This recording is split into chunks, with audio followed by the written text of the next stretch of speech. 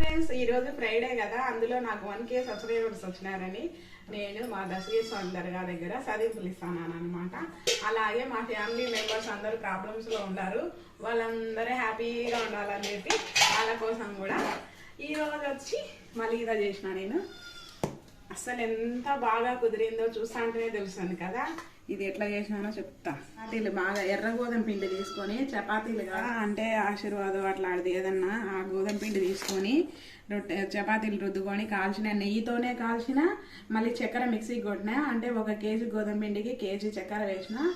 నెయ్యి వచ్చేసి 1/4 కిలో డబ్బి ఉన్నది. కాంచిన నెల ఇంట్లో పాలలో మిగడ తీస్తున్నాం కదా, పొదుపు అదంతా తీసి ఈరోజు దేవుడి కాడ సదింపులు ఇచ్చే పని, దేవుడికి మరింత బాగా చేయాలి, 10 మంది తినే పని, బాగా టేస్ట్గా ఉండాలని చెప్పేసి 1/4 కిలో నెయ్యి వేసిన.